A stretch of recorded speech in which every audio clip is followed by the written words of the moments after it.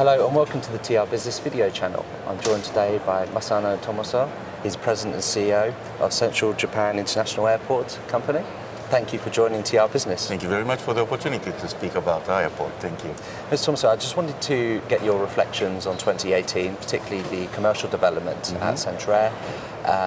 How are things shaping up into this year? Reflect on 2018 and particularly the duty and tax-free offer. Okay. Thanks to the lots of passengers increases, we have achieved a very high turnover and revenue through the commercial offer we have, especially from the tax duty-free areas. And actually, this airport has been opened in 2005. From that time, we have been concentrating on the revenue sources coming from this commercial area. In those days, we still didn't have a 50-50 mix. Maybe airport side has been 60-70% of the total revenue. Okay. But finally in 2018, the commercial side achieved over the 50%, 52 or something like that. Okay. And airport side achieving less than 50%. So I think we are doing a good job in that area. And in fact, our business in the tax-free area has increased over the previous year of 2017 by 13%. Okay. So which is quite encouraging for us. Okay. Yes. I understand there have been some redevelopments at the terminal over the last few years, particularly in regards to reconfiguring and repositioning the boutique and duty-free offer. Can you talk to us a little bit about that? For the past couple of years, we have been renovating the area very much, and for example, Chanel and Hermes, they have opened up the new stores, refurbishing the previous ones. And quite recently, in April 25th, we have renovated the entire duty-free area, which is directly owned by us. And in just less than 3 weeks or so, we have been achieving maybe 10% over the previous year in terms of the achievement with this new configured shops, which makes the customers shopping much easier with wider passageways, with the carts carried in and so forth, with extra 11 brands. Okay, wonderful. Okay, so very new, a lot of exciting activity going on. I know it's early days, but can you talk to me a little bit about where you're seeing demand coming from on a category level for certain products, like luxury, for instance? Is that performing well? I see. Yeah, luxury is doing always very well, but when it comes to the watches, because of some of the purchasing behavior changes from China, they are not as buoyant as used to be. But the cosmetics is the largest portion of our business, and followed by the tobaccos. So that's the current situation. Okay. Yes. In October, you opened the Flight of Dreams, as I understand. Now, that's quite important because it includes a commercial zone, and it's very much based around, if I'm not mistaken, Boeing, birthplace of Boeing in Seattle. Tell me a little bit more about the Flight of Dreams and the commercial vision for the development. It may take a little time to explain that, but Central Japan area has lots of concentration of automotive industries, as you know, together with the aeronautical industries, aeronautical and spaces. And because of that, there has been a strong relationship with the Boeing assembly, and about 35% of the total 787 aircraft is built of the parts made in our area. And our airport becomes a hub for sending all these parts by air shipment, not by vessel. And actually the main part of the body or wings are loaded onto what we call Dream Lifter, which is the converted 747 jumbo jet. Looks more like a big snake gulping the chicken inside of the but anyway, because of these, they decided to donate us the very first assembled airplane, 787 GA001. It's called. Long story short, it was donated about 4 years ago when I became a president. We didn't know what to do. So we decided to utilize it because it's a very historic importance attached to it, to have a pavilion and have a theme of Seattle because Boeing is in Seattle. So invited lots of famous names of restaurants and shops in the Flight of Dreams, together with the virtual experiences of flying, together with the real Boeing 787 city right there. And our concept at the airport has been always to create an air city. Airport should become more like a fun place, not only convenient, but also entertaining. So this was the perfect match for us to create that. Okay, so that was the background story. And moving forward, how do you plan to really capitalize on that history, that creativity and innovation to spur forward commercial developments? There seems to be there presumably is a tie-in commercially. We have constructed this pavilion in the southern part of our entire airport. And in the south, at the end of August, there will be a very big convention center to be opened, which will be the number 4th largest in Japan, on the island, close to. And we will be opening up a Terminal 2 at the end of September. Both together in the south, they will be connected with the 787 Boeing Flight of Dreams.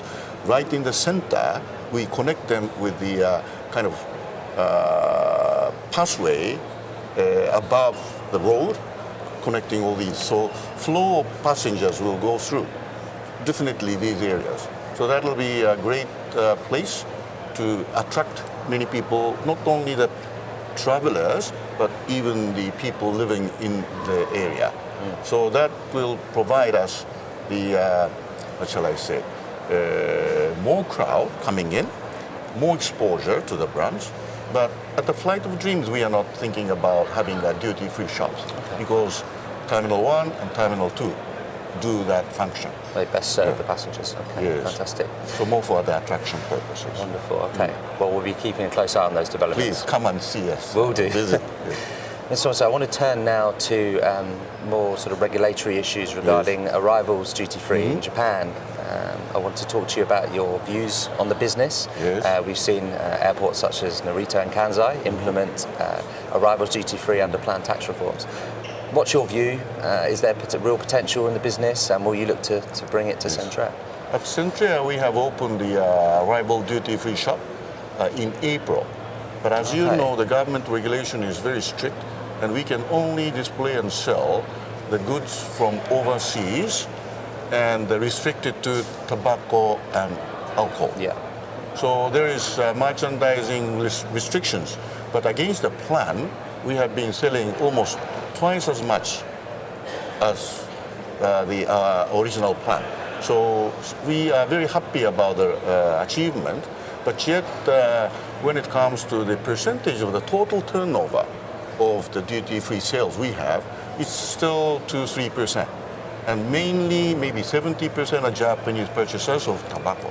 Yeah. 90% are tobacco sales. Sure. So hopefully we can have a little more relax of the government regulations, being able to represent more brands so that not only Japanese but also foreigners can start purchasing many Japanese goods as well as the things they would like to consume within Japan when they arrive. Okay. But it may take time. It's a government regulations, as you know. Sure. I cannot say too much loudly, but But there's potential, you see at least. yes, I think so. Okay. It's growing every month. And on the potential for leisure and tourism in general in Japan, obviously we've seen huge inbound tourism numbers from Japan, and outbound travel continues to surge, which is good news for duty and tax free. Looking ahead to the Olympic Games that obviously Tokyo will be hosting, what potential is there for you to capitalise on some of the swell of passenger traffic to Japan? We find it a very good opportunity for us to get our names out because many people come through Tokyo, I'm sure, because the Olympic is held in Tokyo, but yet they would like to utilize their stay to look around Japan and go out of Kansai or Nagoya. So I think this is the very important opportunity for us to get our names out and to get our airport experience because we have a very luckily renowned service levels like Skytrax give us 5 stars, and 5 years in a row we have been a champion of regional airport, all these things. So hopefully this will provide more opportunity for us to get more passengers in. And in fact, this year we will have Rugby World Cup. English people love rugby, and in our area also we have, I think, 4 or 5 games to be considered, to be planned. So that's also going to provide us to test how we can cater for this influx of people from overseas. Yes. Wonderful. So we are very much interested in that. We'll be keeping an eye on those two elements as well. Final question, looking forward to this year, what are your expectations, both from passenger perspective, traffic volumes, and indeed for commercial? Yes. Last financial year, which in Japan ends in March, we have achieved the historical record passenger numbers. We are still a mediocre-sized airport, but 12.35 million people just came through and out of Nagoya Airport. And this year we are expecting maybe 1 million extra passengers to be added onto it. So we continue to see the growth, especially because inbound people used to go to Tokyo and Osaka, but Nagoya is not much on the map of their experiences. But once they visit Tokyo and Osaka, they will start looking for something new. And Nagoya and the central Japan area is full of so many attractions. Our airport is, by the way, currently called Samurai Ninja Airport, because 80% of the famous Samurai Ninja all come from the central Japan area. And sometimes when I have an interview, I have to dress up like a ninja. But anyway, we are promoting that kind of an aspect. And Takayama, Toyama, we have a very good snow skiing field, onsens, hot springs, golf is Mie. We have everything which Hokkaido and Kyushu and Kyoto and Tokyo can offer. So hopefully we can untap and make these things more appealing to the inbound people. So I think that will continue, and growth will continue. What a fantastic... And commercial side, I forgot to mention about it, very important. We are kind of tight in terms of the spaces available for Terminal 1. So we created Terminal 2, and basically that's for the LCCs. So we are going to have a duty-free shop area, newly opened in that terminal. That will take care of some new customers, like LCC customers. And that will free up a little bit of the main terminal. But I think we have to refurbish within the midterm, like 3-4 years within, our main terminal as well, to get it again modernized with the bigger spaces. So that's our thinking, and we would like to continue to add some more excitement utilizing available spaces, like focusing on very Japanese products, or sake or alcohol, or experiencing something new, which I cannot disclose yet. And another thing we have tried for the past couple of years is to promote fresh food. Japanese beef is very famous, and our region produces the best beef. So although quarantine restrict the country they can bring in, we have muskmelon, so juicy and sweet, strawberries, grapes, clayfish from that area, and many kind of things. So to me, even the duty-free is like a fresh product. You have to keep on changing and adding the excitement all the time. You cannot rest in the laurels. Just like fish on the vegetables or fruits, we have to keep the freshness always. So as time goes by, I'll be happy to report to you when the occasion comes what we do. So within this year and the next year, we have already something in pipeline. So in terms please of... ask me again. I will come back to you again. So we're expecting this to come on track in the Yes. next 12 months or so. Constantly, we are trying to do something. Okay, Yeah. okay. Well, we'll be keeping a very close eye on those Please. developments, and I wish you all the best. Thank you in very playing much. those through. Thank you. Mr. Tomozoe, thank you very much for your time. Thank you. I Thank could you. have spent another 20 minutes to talk about the airport, but thank you so much. We could have, yeah, Thank yeah. you. Thank you. That's good.